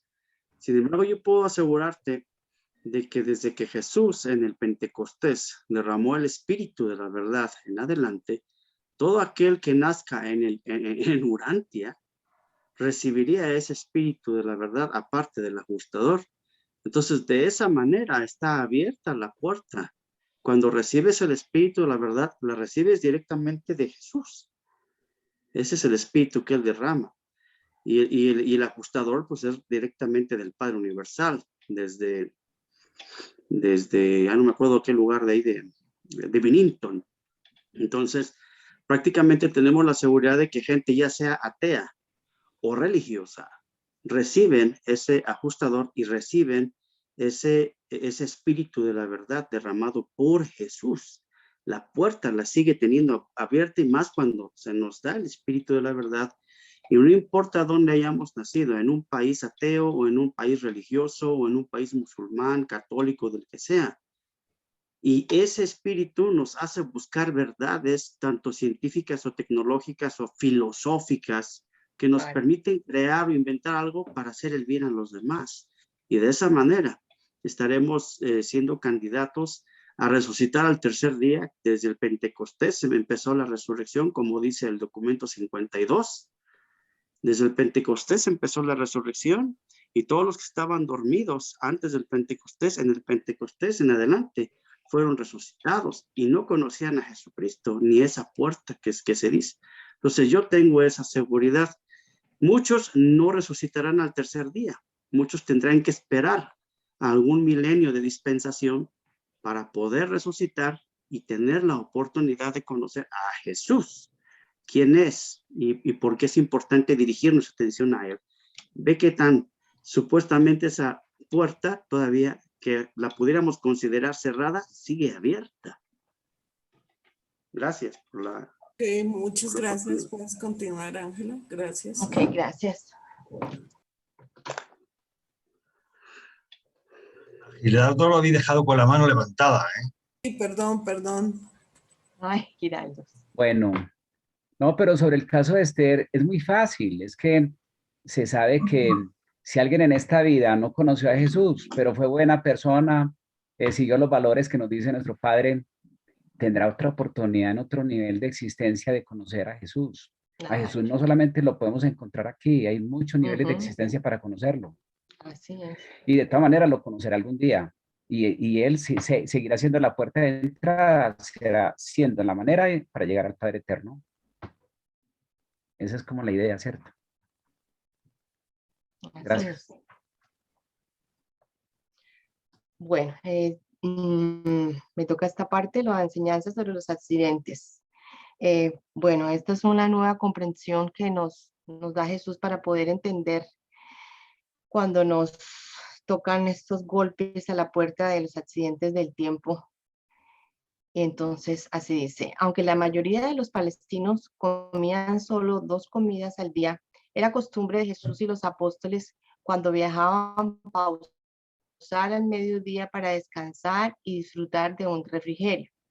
Así pues, en una de estas paradas del mediodía, camino a Filadelfia, Tomás le preguntó a Jesús: Maestro, después de haber escuchado tus palabras mientras viajábamos esta mañana, me gustaría preguntar si los seres espirituales tienen que ver con la producción de acontecimientos extraños y extraordinarios en el mundo material. Además, si los ángeles y otros seres espirituales son capaces de prevenir accidentes. En respuesta a la pregunta de Tomás, Jesús dijo: Hace tanto tiempo estoy con vosotros y sin embargo continuáis haciéndome estas preguntas. ¿Acaso no habéis observado que el Hijo del Hombre vive como uno de vosotros y repetidamente se niega a emplear las fuerzas del cielo para su satisfacción personal? ¿Acaso no vivimos todos de la misma manera en que existen los hombres? ¿Veis acaso el poder del mundo espiritual manifestado en la vida material de este mundo, excepto en la revelación del Padre y la curación esporádica de sus hijos afligidos? Bueno, en esto Jesús lo habla muy claramente, donde dice realmente que las fuerzas espirituales no están para la satisfacción personal de ninguno de nosotros. Definitivamente que no. Pero tampoco podemos confundir lo que nosotros ya conocemos por el libro de Durante acerca de los 12 cuerpos seráficos. Que los 12 cuerpos seráficos están a otro nivel y se encargan más bien de la supervisión planetaria y aseguran que se continúe el proceso evolucionario.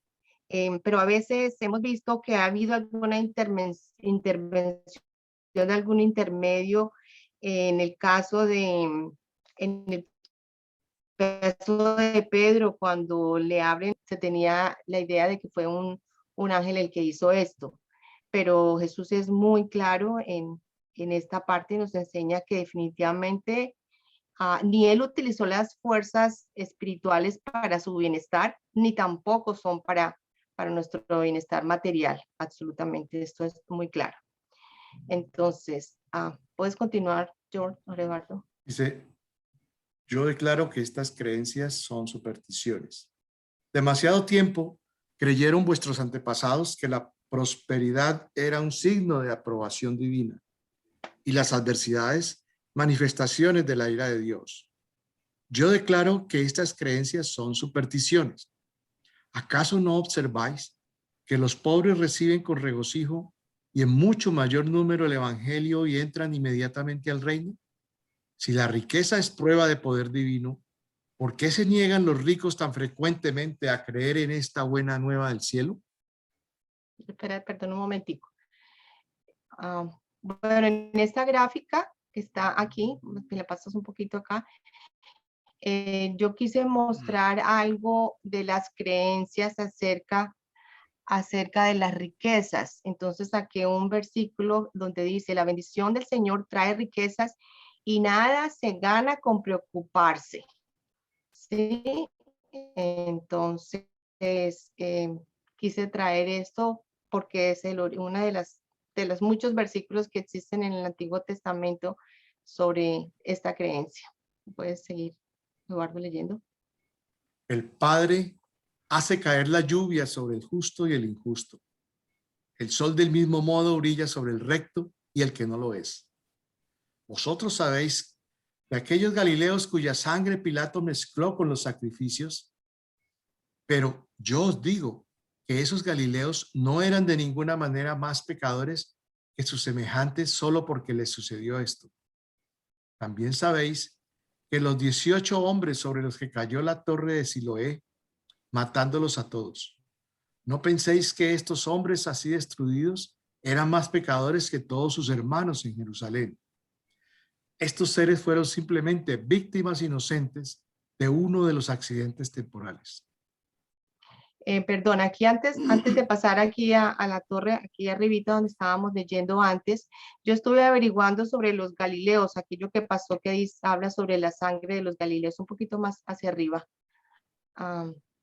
Y estuve investigando sobre esto y donde habla que los que Pilatos mezcló, sí, que los cuya sangre de Pilatos mezcló con los sacrificios. Y esto figura entre las cosas que investigué, de que Pilatos mandó a sus soldados a matar a los galileos. ¿Por qué? Porque les pidió un dinero prestado pues de sus arcas para poder construir un acueducto. Entonces, como este dinero era tan santo para ellos, porque era el dinero que era para Dios, ellos deciden ir a cobrarle a Pilatos por este dinero y él lo que hace es mandar los soldados para matar a toda esta gente que estaba brava y que le estaban pidiendo el dinero. Aquí más abajo, puedes seguir para abajo. Ok. Aquí coloqué una foto que fue lo que sucedió de la torre de Siloé. Es la antigua torre cerca en el sur de Jerusalén. Estaba muy cerca del estanque de Siloé. Esta torre colapsó y en esta murieron 18 personas que seguramente estaba construyendo. En el Nuevo Testamento y habla sobre esta parte de la torre Siloé y me llamó la atención porque no te pasaste mucho por abajo y hay un cambio drástico sobre lo que dice Jesús, porque cuando termina de hablar en la parte de arriba el mensaje cambia y dice, os digo, no antes, sino si no os arrepentís, todos pereceréis igualmente. O sea, cómo cambiaron realmente lo que dijo Jesús y agregaron esta parte. Podemos seguir entonces.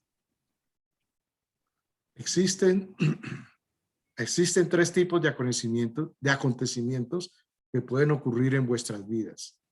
1, podéis compartir de aquellos acontecimientos normales que son parte de la vida que vivís vosotros y vuestros semejantes en la tierra. 2, podéis por casualidad caer víctimas de uno de los accidentes de la naturaleza o de uno de los infortunios de los hombres, sabiendo plenamente que estos sucesos no están de ninguna manera determinados ni son por otra parte producidos por las fuerzas espirituales. 3, podéis cosechar los frutos de vuestros esfuerzos directos por cumplir con las leyes naturales que gobiernan el mundo. Bueno, aquí yo coloqué una foto y un link porque me llamó la atención esta parte donde dice que nosotros que podemos cosechar nuestros frutos de nuestros esfuerzos cuando cumplimos con las leyes que gobiernan el mundo. Entonces, esto creo que de pronto sería más adelante para un tema pues muy interesante también para ver. Más adelante vamos a seguir siendo pues una reflexión de lo que acabamos de leer, de lo que acabó de decir Jesús. Hubo cierto hombre que plantó una higuera en su patio y después de ir muchas veces a la higuera buscando frutos y al no haber encontrado ninguno, llamó a los viñeros ante su presencia y les dijo: he aquí que he venido por estas 3 temporadas buscando frutos en esta higuera y no he encontrado ninguno. Derribad este árbol estéril. ¿Por qué tiene que estar aquí ocupando lugar? El jardinero en jefe respondió a su amo: dejadlo tranquilo por 1 año más para que yo pueda acabar alrededor de él y darle fertilizante. Y luego, el año que viene, si no produce frutos, lo cortaremos. Así pues, cuando cumplieron ellos con las leyes de la fecundidad, puesto que el árbol estaba vivo y en buen estado, fueron recompensados con una cosecha abundante. Bueno, aquí yo quise llamar la atención sobre el principio que Jesús nos enseña, ¿no? Que lo que se siembra se recoge. Entonces, en la reflexión de nosotros es, bueno, qué semillas estamos recogiendo en nuestra vida diaria, ¿sí? Se nos ha dado mucho y mucho se espera de nosotros. Realmente estamos sembrando. Hay un tiempo de cosecha espiritual. ¿Qué podemos pensar de qué tiempo será esa cosecha espiritual? Bueno, puedes seguir, Juan Eduardo. En el asunto de la enfermedad y la salud, debéis saber que los 2 estados corporales son resultado de causas materiales. La salud no es la sonrisa del cielo, ni es la aflicción, ni la ira de Dios. Los hijos humanos del Padre tienen igual capacidad para recibir las bendiciones materiales. Por lo tanto, Él dona las cosas físicas a los hijos de los hombres sin discriminación. Cuando se trata de los dones espirituales, el Padre se limita a la capacidad que el hombre tiene para recibir estos dones divinos. Aunque el Padre no hace acepción de personas, en su entrega de los dones espirituales está limitado por la fe del hombre y por el deseo de éste de acatar siempre la voluntad del Padre. Bueno, a mí me llama mucho la atención esta parte donde habla sobre los dones espirituales y realmente Él es infinito en los dones que nos da, pero es de nosotros depende qué tanto recibimos los dones y eso está medido en qué tanta fe tenemos y qué tanto hayamos entregado a la voluntad del Padre. Mientras viajaban a Filadelfia, Jesús continuó enseñándoles y respondiendo sus preguntas sobre los accidentes, la enfermedad y los milagros, pero no podían comprender plenamente su instrucción. 1 hora de enseñanza no podría cambiar completamente las creencias de una vida entera, de manera que Jesús halló necesario reiterar el mensaje para decir una y otra vez lo que deseaba que ellos comprendieran. Aún así, no llegaron a comprender el significado de su misión terrenal hasta después de su muerte y resurrección. Entonces nosotros hicimos unas reflexiones aquí y que quieren que no, como este tema tiene que ver mucho con los accidentes del tiempo y los problemas y las dificultades que vivimos acá, los reveladeros nos dicen que el Espíritu Divino residente, o sea, los ajustadores, son llamados ayudantes celestiales, no ayudantes terrestres. Muchas veces nos equivocamos, hay creencias, como ya los decíamos, equivocadas. Los ajustadores del pensamiento trabajan con la mente material, con el propósito de construir mediante ajuste y espiritualización una nueva mente para los nuevos mundos, para lo que nos espera, mejor dicho, y el hombre nuevo de tu carrera futura. Su misión corresponde principalmente a la vida futura, no a esta vida. No están interesados en hacer fácil nuestra carrera mortal. Más bien les interesa hacer vuestra vida razonablemente difícil y áspera para que las decisiones estén estimuladas y multiplicadas. La presencia de un ajustador de pensamiento no significa una vida fácil, ni la liberación de arduo razonamiento, pero dicho don divino ha de conferir una paz sublime de mente y una extraordinaria tranquilidad del espíritu. En toda oscuridad y en todo momento de dificultades de la vida, nosotros ya sabemos que contamos con nuestro Padre Celestial y Jesús que está con nosotros. Esto es una reflexión que hicimos sobre el dolor y el sufrimiento, donde dice en el libro de Urantia, en este documento 48, los mortales tan solo aprendemos la sabiduría a través de la experiencia de las tribulaciones. El dolor y el sufrimiento son esenciales para nuestra evolución progresiva. Esto bueno, nosotros sabemos muy bien que los eventos y accidentes fortuitos se nos escapan a nuestra voluntad de elegir. Sabemos muy bien y Jesús nos dice que el dolor, que el sufrimiento y la enfermedad, los accidentes del tiempo no son castigo de Dios porque hemos cometido un pecado, nuestros familiares, nuestra descendencia. Sin embargo, nosotros tenemos internamente esa creencia de considerar que el sufrimiento es un mal y es algo injusto, algo cruel. Es difícil de poder entender los accidentes del tiempo y poder entender lo que son los sufrimientos y estas eventualidades y estas cosas que nos azotan en la vida mortal. Por mucho tiempo nos han hecho creer que lo que nos pasa o los accidentes eran un castigo de Dios. Muchas veces cuando nos ha pasado, no sé, seguramente a muchos de ustedes, a mí personalmente tuve la experiencia de tener, de que me golpearon en mi puerta, pues un accidente del tiempo que me dejó por mucho tiempo pues consternada. Y me sucedió esto como le sucede a muchas personas, me peleé con Dios porque a veces entendemos que caminamos con Dios y que el mundo espiritual se va a manifestar en nuestra vida material, que los ángeles nos van a cubrir y que somos inmunizados de las enfermedades y de las dificultades y de las tragedias, y no es la realidad. En mi experiencia puedo dar fe de que en realidad cuando le suceden estas experiencias de tanto dolor y tanto sufrimiento, esta pelea con Dios no es realmente con Dios, sino con nuestras propias creencias que están equivocadas, que son inmaduras.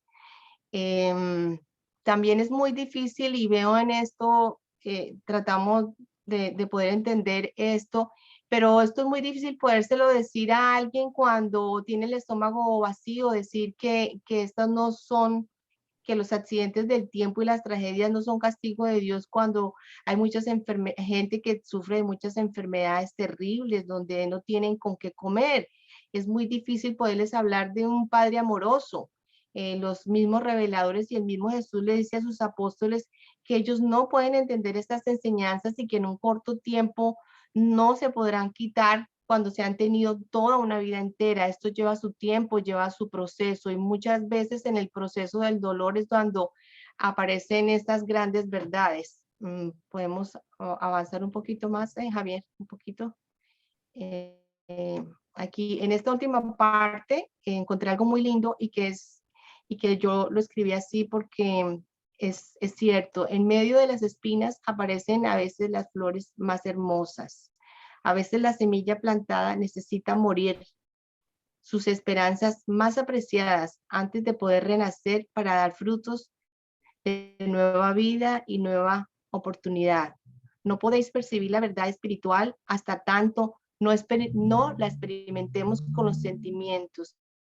Y muchas verdades no son realmente sentidas excepto en las adversidades.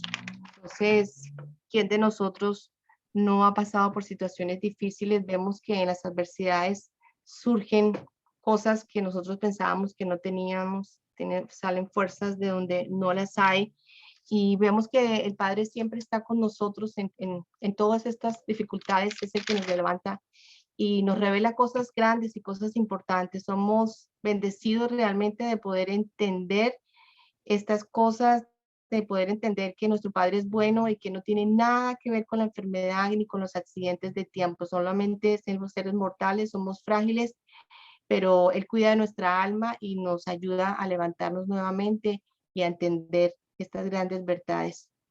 Así que, bueno, si ustedes tienen alguna pregunta, algo que decir, un comentario.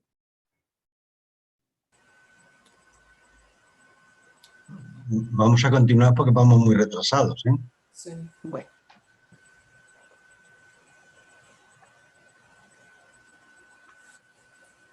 Quinto, la congregación en Filadelfia. Jesús y los 12 estaban yendo a visitar a Abner y sus asociados, quienes predicaban y enseñaban en Filadelfia. De todas las ciudades de Perea, Filadelfia fue la que tuvo el grupo más grande de judíos y gentiles, ricos y pobres, sabios e ignorantes, que aceptaron las enseñanzas de los 70, habiendo entrado así al reino del cielo. La sinagoga de Filadelfia no se sometió nunca a la supervisión del Sanedrín de Jerusalén. Por lo tanto, no habían cerrado nunca sus puertas a las enseñanzas de Jesús. Y sus asociados, por esta época, Abner enseñaba 3 veces al día en la sinagoga de Filadelfia. Esta misma sinagoga se convirtió más tarde en la iglesia cristiana y fue el centro misionero para la promulgación del evangelio en las regiones orientales. Por mucho tiempo fue la ciudadela de las enseñanzas del Maestro y erigiéndose durante siglos en esta región como el único centro de conocimiento cristiano. Los judíos de Jerusalén siempre habían tenido problemas con los judíos de Filadelfia y después de la muerte y resurrección de Jesús, la iglesia de Jerusalén, de la cual era jefe Santiago, el hermano del Señor, empezó a tener dificultades graves con la congregación de creyentes de Filadelfia. Abner se convirtió en jefe de la iglesia de Filadelfia, continuando en esa posición hasta su muerte. Esta alienación de Jerusalén explica por qué nada se menciona sobre Abner y su trabajo en las narraciones evangélicas del Nuevo Testamento. Esta disputa entre Jerusalén y Filadelfia duró a través de los tiempos de Santiago y Abner y continuó cierto tiempo después de la destrucción de Jerusalén. Filadelfia fue en verdad el centro de la iglesia primitiva en el sur y en el este, así como Antioquía lo fue en el norte y oeste. Fue aparentemente desafortunado para Abner estar en desacuerdo con todos los líderes de la iglesia cristiana primitiva. Tuvo desavenencias con Pedro y Santiago, el hermano de Jesús, sobre cuestiones de administración y de la jurisdicción de la iglesia de Jerusalén.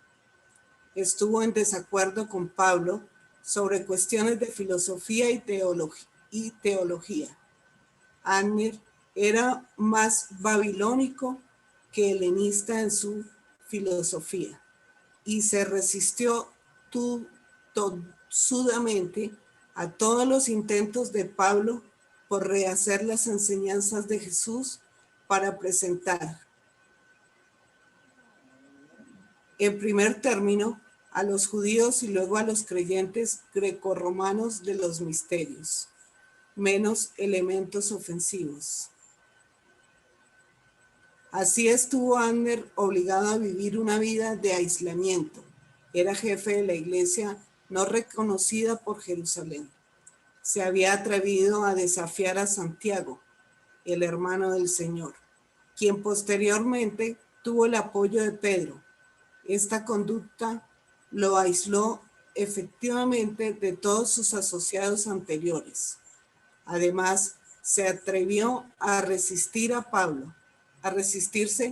a Pablo, aunque estaba totalmente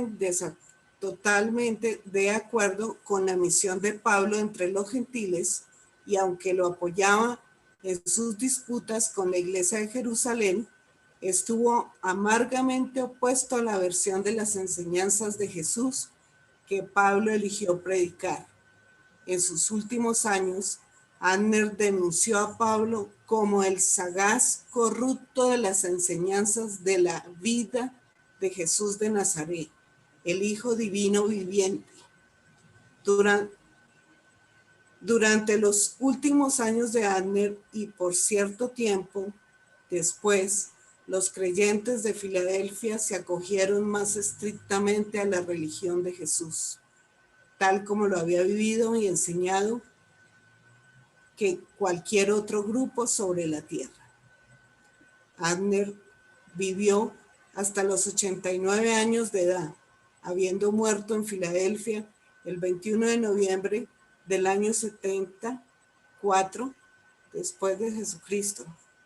Hasta el fin fue creyente fiel del Evangelio del Reino Celestial e instructor del mismo. Bueno,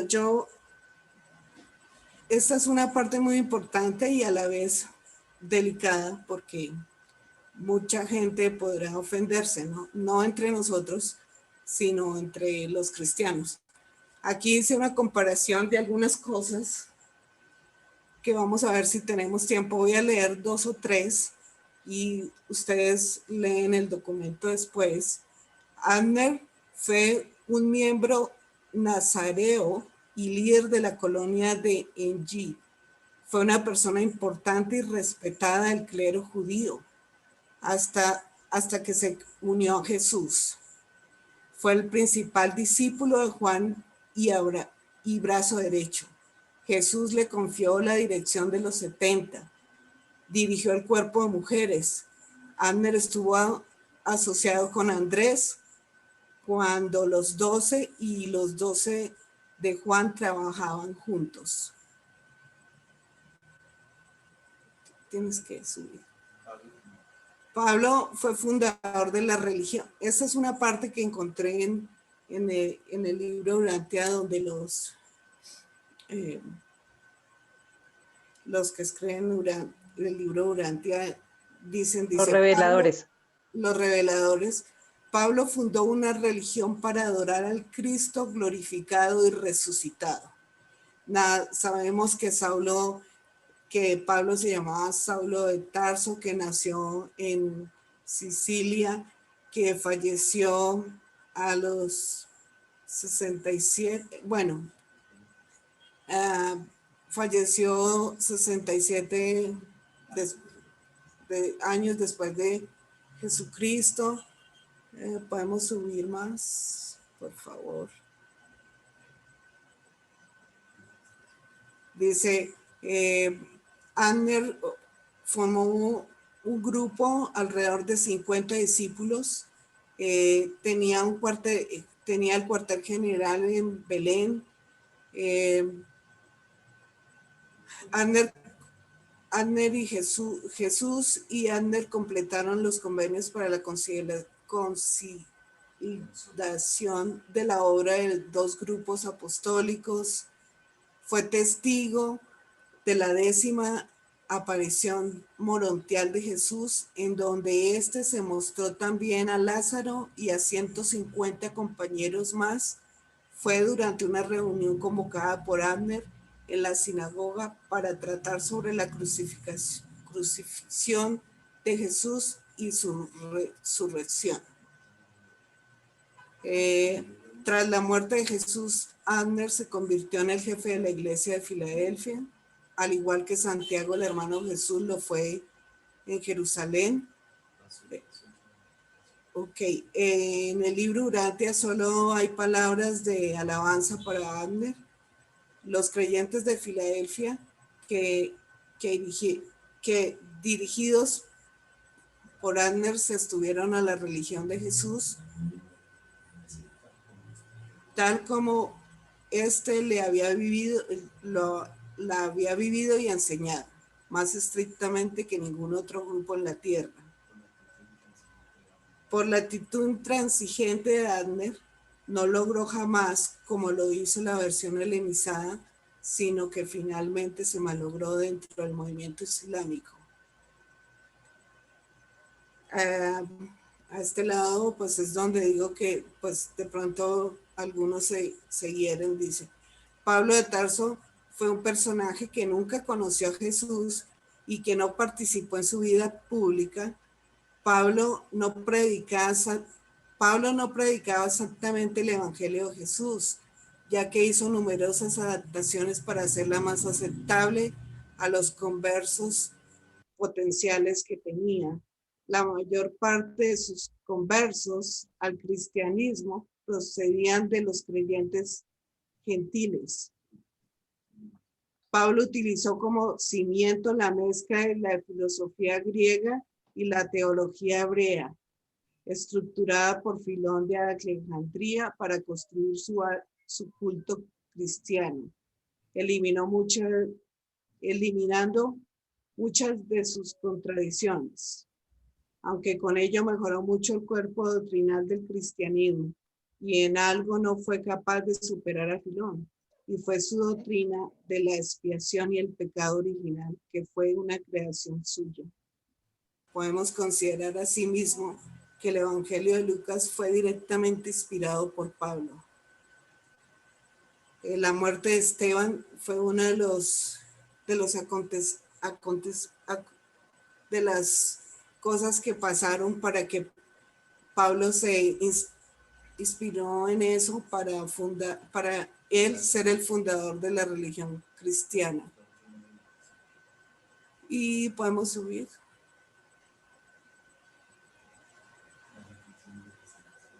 Ok.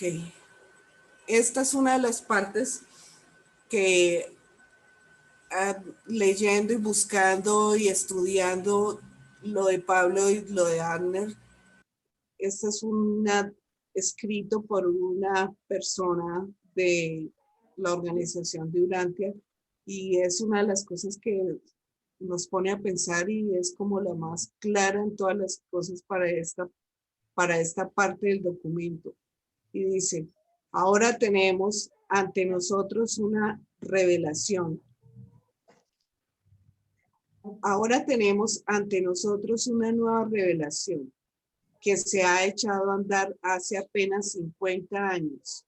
Una revelación sin rostros visibles que contiene un mensaje amplio y destinado a iluminar a la humanidad durante 1000 años. El camino, por tanto, es largo y muchos los riesgos que se corren. El más importante, el de que el mensaje se vaya desvirtuando y acabe incluso por desaparecer. ¿Cuál será nuestra actitud como lectores comprometidos con la revelación? ¿Seremos fieles pero intransigentes como Adner? ¿O posibilistas y negociadores con Pablo? Sabemos que tanto una postura como la otra trae riesgos. El riesgo de aislarnos y encerrarnos en la pureza de nuestra revelación, o el riesgo de abrirnos al resto de la sociedad y hacer concesiones que distorsionen el mensaje. En ambos casos podemos repetir errores pasados, pero se supone que conocer la historia debe servir para no repetirla. Se supone que no ha pasado 2000 años en balde. Andar haciendo equilibrios es difícil y complicado, pero es la única forma de mantener la llama de la revelación siempre viva e inalterable. De nosotros depende conseguir ese término medio tan anhelado que rompa de una vez nuestra tendencia a venerar el libro y olvidar el contenido.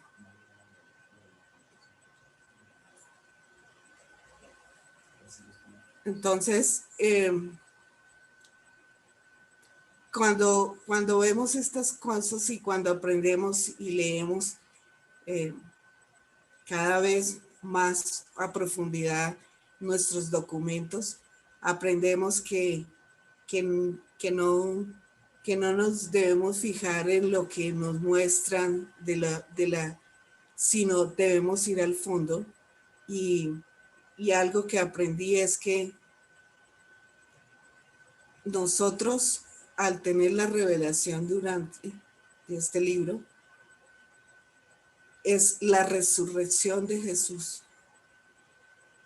Pero esa resurrección ya no es doctrinal, ya no es dogmática, ya no es cultos, ya no es ceremonias, ya no son rituales, ya es la experiencia personal que nosotros tenemos directa con nuestro Padre y hermano Jesucristo.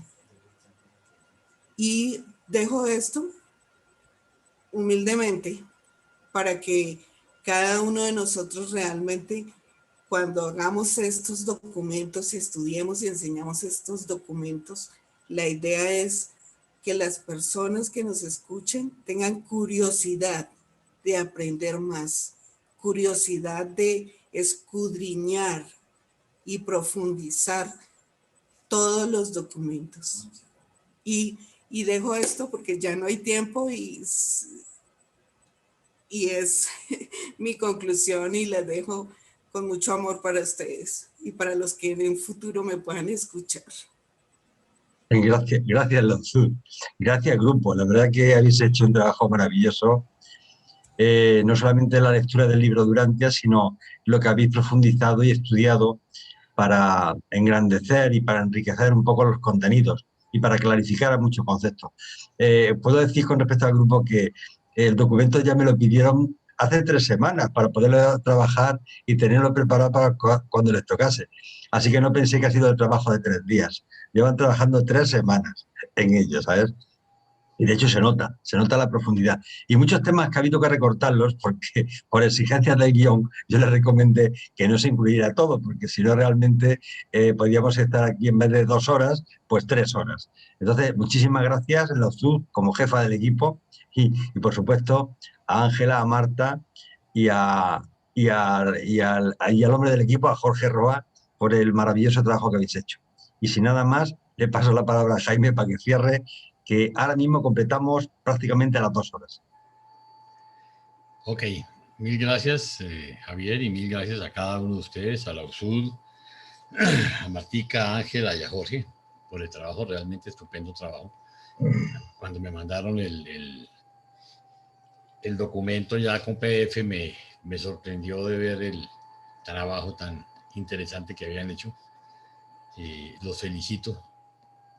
Realmente ese grupo sigue solidificando y sé que muchas personas van a poder disfrutar la grabación y esclarecer muchos de sus sentimientos. Finalmente, como conclusión, diría yo, lo único es que no nos preocupemos tanto por qué piensa la gente o por las creencias de la gente. Nosotros echamos el cuento, punto. El que esté listo lo va a recibir, ¿sí? Y el que no lo va a recibir, no se preocupe por eso. Cada persona recibirá la información cuando llegue su momento, ¿sí? Entonces, la tarea nuestra, ¿cuál es? Contar, dar a conocer la revelación. Si la gente la acepta o no la acepta, no se preocupen por eso, ¿ok?